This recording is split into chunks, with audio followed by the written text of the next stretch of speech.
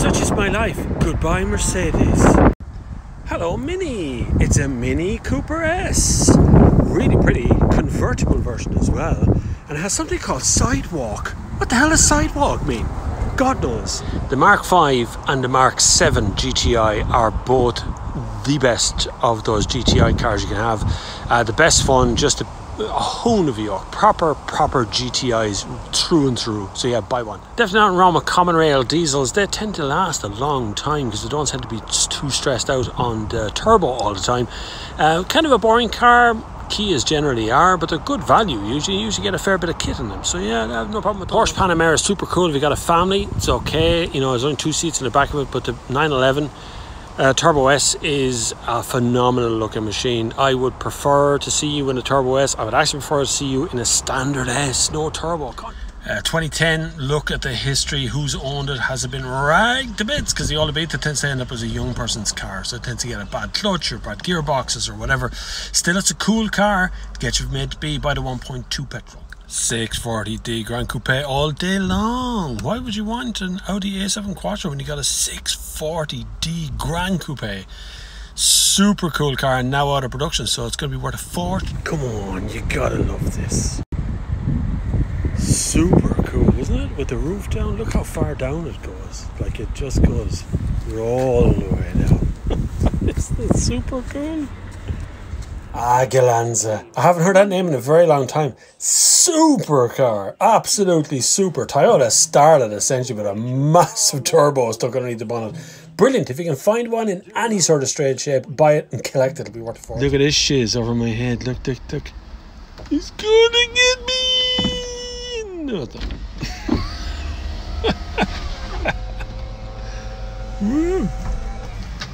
How cool is that? Never ever buy a BMW manual unless it's an M BMW. 320 diesel is lazy, weird gearbox. That manual shift has a huge gate on it. Unless you're saving a fortune, always buy an auto BMW. Twin cams are absolutely brilliant. Rocking. You won't find any anymore. There's none for sale, really. They're very rare. Most of them are upside down in a hedge or in a barn, collected, or still being driven and doing donuts around the street. But twin cams are brilliant. If you mean the newest model, there's no problem. That engine is as old as the hills. That's not a bad thing necessarily. It's just been refined over the years. Shouldn't have any reliability problems, really.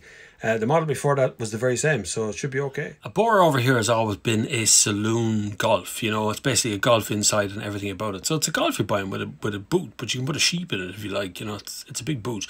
In America, it goes down much better because you can get them for next to nothing on finance over there. I mean, finally, I get to say the phrase. Here it comes. A Wankel engine. Mr. Wankel made a brilliant engine called a rotary engine, which is an unusual thing. RX-8, they don't really do them much anymore. It came out in a few different models of cars. The car is phenomenal. Performance of a 2 litre, even 2.5 litre, and it's actually classed as a 1.3. An amazing piece of kit, but when it goes wrong, and it will go wrong, that engine requires oil the whole time. If you don't service it on the button, it's going to cause problems. Those engines have been known to blow up because they get revved to bits all the way along. Forget your VTECs, yo. Wankel is where all the horsepower is and all the torque is. It's a great engine to drive. Brilliant car. Collector's item, 100%. Suicide doors in the back are just the dog's bees. Wankel. Capri in all its models is nothing short of fantastic, but that engine does leak oil and they do rust around the sills, particularly when you open the doors, look at the bottom, and just under that sill they do block and they leak there. So caution as always with those kind of classic cars, particularly when they're performance cars. That car is used in professionals, used in television series stuff. People buy them to do them up and sell them on, and sometimes they buy them to rag them. So it's going to be one end or the other. Very easy to fix these kind of cars if you're knowledgeable with them. You can do the head gaskets and stuff fairly handy. You know, there's plenty of wheeler dealer types out there who'll do that kind of thing for you, and there's good Ford Capri clubs out there as well. So they're not a massive undertaking to buy a Ford Capri. There'll be loads of parts and loads to do, but if you buy a lemon, you're going to spend more time under it than you will driving. Look everybody, he found a twin cam for sale and done deal. Yeah, there's one around. My God, will you just check the clutch before you buy it? This thing could be a fortune to buy and a fortune to repair, but they are spectacular cars to drive. Great crack. Avensis is a tool, a workhorse, a thing to get you to work, a thing to get you home from work. It meets all the safety requirements. It's pretty economical. It's easy to fix. Nothing particularly wrong about it. Nothing particularly right with it either. It's not very exciting or anything, but it'll do its job. Sierra is always cool, no matter what kind of coat it's wearing, even if that happens to be a Cosworth coat.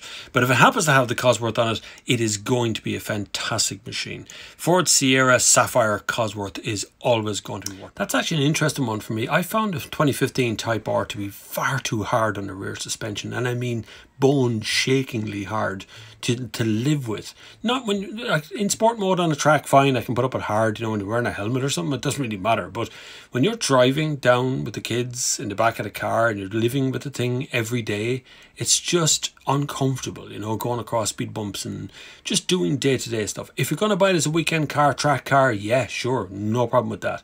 But if you're going to buy it for a daily ride, man, you're going to need to insulate your bum cheeks. 1.7 engine is actually a really good engine in Hyundai. Very, very reliable. Goes like a clock forever. You get a 5-year warranty, so there's nothing wrong with that either. iX35 is not exciting, but it will certainly look well outside your door in your house. First car by the 2011 Polo. The Corolla hatchback is going to get nailed on insurance. Corollas, every insurance company immediately thinks of twin cams and Corollas and lads doing donuts. So buy a Polo, it's a granny's car, they'll get it and they'll insure it cheaper. Renault Traffic's a van, it does a job, they don't tend to be looked after very well. Make sure you're not getting anything with rust underneath. You know, those DCI engines, they go around the clock. They do leak oil when they get over 100,000 kilometers and they start to burn a bit of smoke as well. But if you can avoid that, you're going to get a nice car. One of the prettiest, if not the best car that Honda has ever built at all times. It is an absolute stunning car, particularly when it's slightly modified. In its stock form, it looks a little bit awkward, like it sits funny on the wheels and stuff. But when it's modified, it really takes colours very well. Bright yellow, bright green, whatever colour you want. If you get a B18 engine in it, which I think is called a C6, B18 C6, I think it's called. It's a phenomenal thing, which is the full Type R. Do a dyno on it, you'd be surprised what it's able to do. Don't drive the balls out with though. It's a real collector's item. I swear there is none left. If you can find one or you have one, collect it, mind it. It is only going to go up in value for everything you do to it. Nobody really wants a stock one anymore. They're all found. We know where every one of them is. They're all listed. So at this stage, there's very few left. Collect it, mind it. Don't crash it. Mark 1 and 2 are absolutely fine in GTIs. They're a great car. Mark 3 was the slower one and 2. Don't expect it to be doing handbrake turns or zooming down back roads too much without a bit of work. It is a 1990 car, so it's going to need a little bit of TLC, but it's still going to be fun to drive. Yeah, really good car. X5 is really, really nice to drive. You're going to need a mortgage to get tyres for it though, so just do me a favour, look up what size wheels are on a BMW X5 and then go off and price the tyres for it, because they can be 250, 280 quid a corner, so be careful of that. SRIs are fine actually, in fairness to them. The gate on the gear shift is a bit long and the clutch pedal takes a long time to reach the floor, but it was never really designed like an SRI, the old SRIs. It's a cool car, but Opel's not my thing. Nothing wrong with Toyota Aris, it's very, very pleasant to drive. It's okay, it's not exciting or anything, but the 3-door can be hard to find and then very hard to sell, because very specific customers look for 3-doors, usually single people, so it can be hard to get rid of. Omega's a weirdly good car. It's a good car to drive, really big, really powerful. Pure cool car to be in if you can get it. Diesel cars easy enough to look after as well. You're going to have to learn to service it yourself though, because it's very expensive to service that car. That's actually a good car, that A3. Buy the saloon version though. Just make sure all the recalls are done. That 1.6 had problems with the turbo, but it's actually not a bad car. Designed by David Caffrey, an Irish guy from Dublin. True, even if it's not a rally car and you have a Mark II Escort, get in touch, because everybody wants those Mark II Escorts. They're worth a fortune if you can get a good one, a clean one, a nice one. Hold on to it, don't modify it. Very, very rarely. If you live in a place that has a really tough climate like Australia, New Zealand, maybe parts of Canada or something, that's super legacy P4 is okay. If you live in a place like Ireland with high price petrol and high price tax and insurance and diesel and stuff like that, forget about it. It cost you a fortune. It's a GTI, so it's cool, right? But it was actually where Volkswagen started to go wrong with the Volkswagen Golf. It became a little fat and lazy. Suspension damping is a bit too soft in the back of it to make it a real GTI, so it's not a sought after one. You'll get them fairly cheap. They're easy to maintain. Do you particularly need a 4Motion? They're harder on fuel than a normal two-wheel drive one, but if you need one, it's a great car. Passat's a brilliant car. DSG, 2-litre diesel, no problem with that. Just be aware that the 4Motion will use a little bit more fuel. I think I've broken the cat. Anyway, your Hyundai Coupe is a great car. There was actually a big petrol version of that. It was a 2.3 or 2.4 litre version of it. Brilliant engine, and Hyundai discontinued it over time. But worth a look if you can get one. We all gotta suck it up, Mark. Whatever you can afford is the best car for a starter car. Buy something that's easy to service, something you won't mind getting a little ding on every once in a while. Spend 2-3 grand. Make sure you got enough money left over for insurance and tyres and NCTs. So an ST line is not an ST, neither is it a RS. So it's just a standard Ford Focus with some doodads on it. It has ST line written on it. It's a good car. It's fine. The Focus is okay. Nothing to write home about. Interesting cars. Arguably the last of the great cars that had a very straightforward engine in it, you know, a standard fuel filter. You could pick them up anywhere for a couple of cents. Easy to service, easy to mind. Driving it daily is absolutely brilliant. You're going to have a good time with that car. It won't let you down. A really quick sentence with this one: burn it. Set fire to it and claim the insurance. It's probably one of, no, it's not the worst car Hyundai's ever made. The Hyundai Accent was preceded by the Hyundai Pony, which was an awful car entirely, so it's horrible. Yeah. Really good question, often overlooked as to what the gear gate is. So it's the distance, the easy way to put it is the distance if you're going from first to seconds is called the throw. Okay, so that's how far the gear lever comes back to you and goes forward. The gate is the distance between second and third, say for instance, where you have the gate has to open and allow the shifter to go through the gate. So lots of people confuse whether it's gate or throw, or you'll hear a lot of motoring journalists go on about how the throw is terrible and the gate is brilliant and whatever it is. Okay, so essentially the gear gate is the gate that the gear shift runs through. The throw is how far the gear shift runs. If you've got a long gear stick, the throw is very long. If you've got a short gear stick, the throw is very short, but the gear might at the gate might actually be the same. Confusing myself now. See, that was the better Ford Focus. Actually better than the current one. Had a better rear shock and suspension system, and the damping was actually pretty good on it. If you can get yourself a 2-litre diesel power shift estate, it's a really class car. Will last forever. Was better than the current one. Now that's a rare animal we're talking about here. You very rarely see them on the road, particularly in a 4-wheel steer version. They eat tires, but they are a fantastic car to drive. Incredibly sharp. Lexus tried it again with another 4-wheel steer not so long ago. Was that the IS or the ES or something 200? Had a 4-wheel steer version of it. Not quite as sharp as the old Celica. You could very easily keep that car as a collector's item and make a mint on it at an auction if you get it in good condition. But they are an incredible machine. That engine is very easy to work on, and those tires cost a bleeding mint because you go through them every couple of thousand kilometers because the 4-wheel steer eats the tires. So great car though, absolutely phenomenal. Very, very rare. You guys asked the best questions, you know that, really seriously. So the definition of a classic or a vintage is a car that's old enough, a car that survives. That's why we have Vauxhall Vivas and Humbers and all these kind of commoner garden cars that everybody had at the time.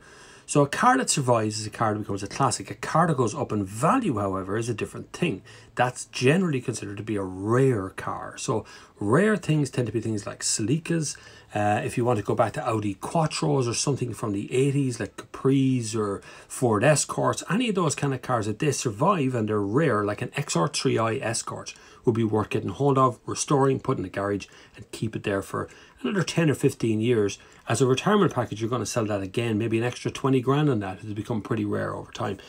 So anything that comes out as rare that you can hold on to, like a Mark 1 GTI, then you're going to make money on in the future. If you're in Ireland, I've bad news. An E46 is going to cost you the earth to get first-time insurance on. It's really going to be difficult. But if you're in the UK, maybe you have some chance, or maybe overseas in another country, you might have some chance. E46 is a great car, but insurance will kill you. Why would you want a Bora and not a Golf? Like a Bora is just a Golf saloon, you know? It's a Jetta. It was the new name for the Jetta, or the older name for the Jetta. I'd best avoid. It's gone now, you know. Use as a field car or something. No one's going to want it after you're finished with it. Put it that way. Make sure you're not buying a lemon. 6 grand is on the high side for a 10-year-old car, remember? It's 10 years old. That's worth negotiating over, in fairness. It better be mint for 6 grand. But if it is and you like it, buy it. You'll be happy forever. God, there's that word again, reeky. I think that just means a whole heap of black smoke on the back of it, or DPF has been removed. Don't bother. Never pass an NCT with it or anything. Useless to you. What use is it going to be if it can't pass an NCT? First generation 3008 was a brilliant car that split boot and had all kinds of really clever gadgets. It lost its way after that 3008. It's not a bad car, but there's tons of competition out there. Don't get stuck with a French car you're going to have to hold on to for 5 or 6 years. Cost you a fortune. Old Toyota Land Cruisers, the original ones, are fetching big money at the moment. A Hilux from 89, you hold on to another 10 years, that thing is going to quadruple in price. There'll be none of them left. Worth collecting, trust me. Read this comment and then read it again, because that's how you do insurance. You listen to other people talking about what insurance they got, where they got it from, who they got it from. Then you pick up the phone and you start phoning around and you get the best price you can. That's how it works. You, sir, have obviously never driven it. That's actually a good little car. Audi A1, I liked every generation of it since it's come out. It's been just a pleasant little car to have. It's a bit small. If you can get the 5-door one, you'll be better off, and try and keep them to petrol. Don't get the diesel one. Pretty nice though. It's an 11-year-old car, nothing wrong with that at all. 1.4 diesel, go round the clock. Learn to service it yourself. You will save a mint if you learn to service yourself. I'm talking about a couple of €100 per service, so it's worth your while to learn how to do it. But yeah, good car. Doing well to have a 2017 as your first car. That's not bad, and having a BMW as well if you can afford it. It's good. Just check your insurance before you start. They are and can be rear-wheel drive, so they're quite heavy on the rear tyres. But other than that, they're pretty bulletproof. Not to be ashamed of in that car. It's a Golf. It's a 1.6 TDI. Learn to service yourself. Worth your time servicing it. Check the insurance before you get it though. They'll nail you because it's a 3-door for some strange reason. They don't like 3 doors. And young people. That's it. Jaffa cake. Is it a cake or a biscuit? Similar sort of question for what's a Sirocco and a Golf. A Sirocco has the MQB chassis underneath, and it comes with the same engine and gearbox and everything else as a Golf. It just looks different. Brilliant name. It's got a great historical tradition. It's worth a go. They're only 2 doors, so if you're not single, if you've got a family, they're a pain in the ass to have. But the boot's pretty big. Back seat's good if you're bringing a bit of a romantic night or something, but it is only a 2-door. But will be eventually a collector's item. Not right now. If you can get it in petrol, get that one. It's a 2-litre petrol. It's quite nice. There's a diesel one as well, but well, you know, diesel. Who wants a diesel these days? Pulsar. I wouldn't want a Pulsar anyway. But then now, okay, so a fast Pulsar is a different story entirely. I don't think we even got one in Ireland, to be honest. I'm not even sure they're on sale here. But the Pulsar itself, a miserable failure from Nissan. Fabi is a delicious little car. You'll enjoy that car. It's really good. Try to get it in something really quirky coloured. I mean, like snot green or something. They're a great little car. Stick to the smaller engines. It'll never let you down, and very roomy. It's an Opel. It's a Vauxhall. It's all pretty much the same thing. But Movana's quite an alright machine. You know, it's fine. It trundles around the place and gets the job done. Most of these kind of cars are sort of commuter cars. They're nothing really special. But if you like the look of it, then you'll be very proud of it. Nothing wrong with an XLI Corolla. 16-valve engine in that yoker. Was it 8-valve? I can't remember if it was 8 or 16. I think it's 16-valve. 4AFE engine, if I'm not mistaken.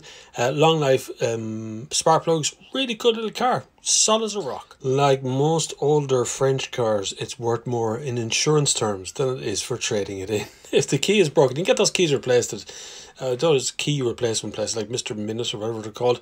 You can do them anywhere, so keys are easy. If you can manage to get yourself a Laurent and Clement estate, is that how you pronounce that? Laurent and Clement, whatever it is, the estate version of that with a DSG, nice leather interior, heated seats and stuff. It's a Luxo barge. It's meant to be, but you're meant to be able to put surfboards in the boot of it as well. Now we're getting into the rare machines. Pop-up lights do tend to give trouble, but it's normally the fuse. The little motors behind the pop-up lights can be gotten fairly handy. Excellent car, good choice, and if you're into the Jap mods, that's the kind of one you're looking for. Volvo has it in terms of design. Audi has it in terms of just about everything else. Drivability, kind of usability. Audi has it nailed. Volvo's really come a long way, but the support just is not there from the dealers just yet. There are 2 chasers. Toyota, is it the JZX90 and the JZX100? The 90 and 100 I think have the same engine. There's 2.5 litre petrol in there. It's a really class car. Not known very well in Europe or particularly in Ireland. You know, people, motorheads like us would know what a chaser is. But a lot of people won't have a clue what that means. Essentially think kind of Camry, but bigger and fancier. Japanese tend to like that kind of car, kind of a weird oddball mix of cars that doesn't make a lot of sense. They drift them, they do some weird stuff with them. They're crazy. I think they might not actually be road legal in some countries as well. They're a very cool car. You won't find too many. You'll have to get them as an import, really. You might check, if you're looking for one, Holland. They're quite popular for some strange reason in the Netherlands. Not sure why. Going to go a bit longer on this one. The K11 Micro is actually quite a cool car. Really, really easy to learn and work on as a 1 litre petrol. Tons of parts out there for it. Tons of headlight parts and broken ones and all kinds of stuff. You really do learn your way around cars. Plus, it has a timing chain rather than a timing belt. And timing chains don't really need to be changed until they get noisy, till you can hear the chain going around. Then you change timing belt or chain. And it's really simple to look after and mind, and tyres are normal, although it does have special wheels. But it's a cool little car. It'll be a future classic at some point. You get a clean one. I used to own 3 of them at one point. Sold them all for a profit, every single one of them. So definitely worth investing. Just go for it and you won't regret it. They're not great to drive, but you know, you get what you pay for. Buy an electric bicycle, pedal assist bicycle. What do you need a car for 3 grand? There's nothing like. There's very little out there for 3 grand. So, you know, you really have to search, and you get a piece of dirt that's going to sit outside your door and just cost you tax all the time. Buy a bike. 307 was fine in 2006. It was actually a kind of a remarkable car, but it got a lot of issues. It had a lot of problems underneath with ball joints and various other parts underside of the car. I'd avoid if I could, if I was trying to buy something. But if you have it, I see by your profile you're into a bit of racing. Yeah, Starlet's pretty good. 1.3 litre petrol engine will put up with a lot of punishment. If you tune it nicely and look after it kind of well, it'll go around Mondello a few million times before it'll give up. Just be careful of those shocks on the back. They're crap. Them Jags, and they're breaking down. But yes, I do remember the XF. Actually filmed out in Vickerstown, I think. It was a gorgeous car. Really, such a handsome car. Classic of design as well. But of course, legendary Jaguar Land Rover reliability. P1800 is a classic of design for Volvo. Is them at their peak. They're trying to recreate it now with their current kind of designs. But it is a classic. It is overpriced, I think, in the used car market, but you can get them out there. They're still out there. Barn finds are still being found. That 1.8 litre TDCi was a good bulletproof engine, but fairly lackluster in performance and power. Started to burn oil about 150,000 kilometres. Be very careful what you buy there. You end up with a lemon real quick that fails every NCT it sees. See this question? This is a great question. How should you learn to service a car? I learned from a Haynes manual is what I did. You can still get them now. So you look up a Haynes manual for your car. They're available online these days. It tells you step by step with pictures exactly what to do with your car. After that, usually friends help out, you know, other mechanics that you might know. You kind of get a feel for it over time. Car companies really don't want you to learn to service a car because that's how they make money. Car companies don't really make a lot of money from the sale of a new car. They make a lot of money from the service of a new car because they don't want you to touch the bonnet because they'll do it for you. Make it easy. Everybody gets lazy. Everybody wants a quick coffee, a quick this, on the go that. Actually, if you just slow down a bit, you save a fortune. And you start to service your car yourself. When it's out of warranty, it makes no difference what you do to it. You're not going to get anything under warranty anyway. So you might as well learn how to do it and save yourself hundreds of euro per year. 640D Grand Coupe is one of the finest cars BMW ever made in 2016 as well. Really good car, good options list on as well. Do not buy the 640D, the standard one with 2 doors. Only buy the Grand Coupe version of it. You're going to find them like hen's teeth though. See, the big problem here is 7 seats. It's not really this or that. The XC90 is a brilliant car, really, really good, and definitely worth a look instead of a Land Cruiser. But to get anything out there right now, the 7 seats that can tow, it's pretty difficult.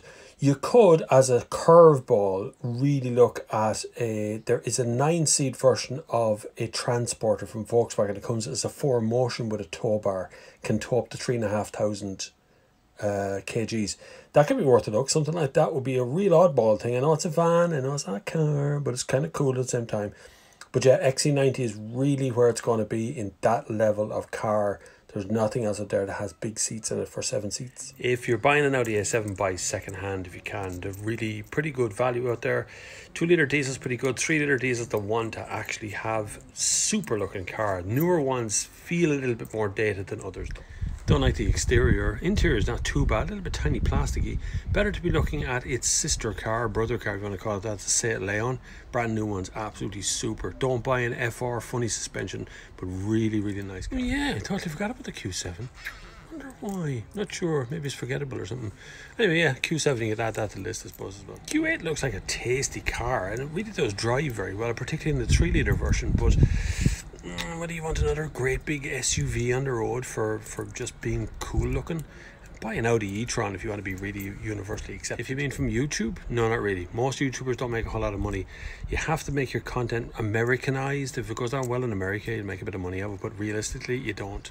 It's sponsorship or it's donations or whatever to actually make up the shortfall. Hi, it's me. No, I've actually met me once upon a time, well, a couple of times. I don't really watch the content. It's not my kind of thing, this kind of fawning over everything you see. You know, everything's wonderful in Smee's world. But you know, he makes a living and got a bit of credit on that. So what they do is they sell enough tickets to cover the cost of the car. So a lot of them are actually pretty legit. I mean, well, McKinley Promotions is legit. And I think there's a couple of other ones you mentioned as well, which should be okay. But like, if it's too good to be true, then it's probably too good to be true, you know. So be careful. But generally you can work it out. So the ticket's like £25 and you multiply it by the amount of entries that's possible, like 4,000. That's 50 grand or 60 grand or something. If that covers the cost of the car, then it should be okay. But you know, it does with a grain of salt. Look at the comments, look at the people around, find out someone else has been in the thing, look for a list of winners, go to the website. Do all your research, you know. 25 quid in your pocket is good as 25 quid in their pocket. But if you can win a car over it, pretty good. Last of the old Touareg. It's actually pretty good. 3-litre diesel is not bad, but tends to burn oil over 100,000 kilometres. Say 150,000 kilometres to be safe. 3-litre X5 is very expensive on tyres. Just check the price of tyres on it, but it's a better engine. It's a gorgeous car to drive. You'll always be proud of driving around a BMW. Wherever you turn up, it's just a nice looking car. But the Touareg is very good, very capable, can tow an awful lot of stuff. Just watch those emissions as it starts to fail in NCT in a couple of years' time. No, I'd have to kind of go against that one. 5 Series is really, really good, but terribly predictable and a bit boring. E-Class is actually very nice to live with. The 2-litre diesel engine that is absolutely sublime. Interior is really nice.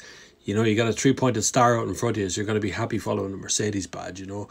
A6 is good, but only in Quattro. Only if you get a DSG Quattro. If you get the front-wheel drive one, it's boring as all hell. So I'd actually pick an E-Class out of that list. And if I could, I would go with an estate version of it as well. You'll never be more comfortable in all your life, particularly if you go for double glazing. Run a mile, riddled with problems, tend to have an awful lot of mileage on them as well, and they're treated really, really harshly. Lots of buttons on the dashboard will drive you insane. Reliability problems from 2011 will cause it to give you all kinds of headaches in your pocket. See, the bigger the engine, the less trouble it is on a motorway. So if you've got a 3-litre diesel and it's sitting on a motorway 120 kilometers an hour, it uses very little fuel.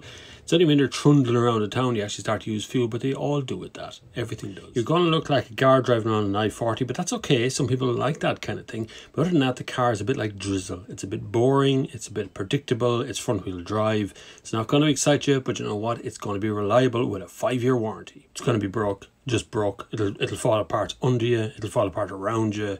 It's going to be bad. The older Peugeot stuff really has very low reliability. Engine will go forever, electrics will break, and the plastic will all fall off. But there you go. IS200 is an underrated car. It's very, very good. Very Japanese, but still very, very good to drive. People who buy a Lexus tend to never buy another car again. There's a reason behind that. They're very good cars to drive. So enjoy your Lexus. VRS it is in the UK. RS we call it here, and most of the rest of Europe. That V is actually a little bird meant to be in there, but it's absolutely brilliant car. If you can get it in a estate with the roof bars on top in blue, it looks like a rally support car. It's just really, really cool. There's me putting my place. Oh, sorry. I'm very, very sorry. Corolla's a humble car. Actually kind of like them. Always liked the Corolla. I actually owned 2 Corollas in my time, way back when. But good enough cars. They can be tuned pretty well. Easy to service. Easy on the mileage. They're very reliable. They'll be fine. Just a little bit boring. Discovery is a phenomenal car. Absolutely loved the thing. But as a press car, it's the only car that ever broke down on me. The suspension went on the one that I actually had. So reliability, just a bit questionable there. You want deep pockets to run a Land Rover. My own car is my own car since brand new. It's a 2006 Seat Leon 1.6 Sport Up. Bought it brand new. Never bought another car. Service it myself, look after it myself, and just keep it on the road forever until something better comes along, or until I can afford it. If you're talking about those higher octane fuels, don't worry about them. You'll never tell the difference when you're driving it. You came from TFSI time where you needed a special fuel that ran better on 98 octane. Don't worry about it. Put whatever fuel you've got in it. It'll be fine.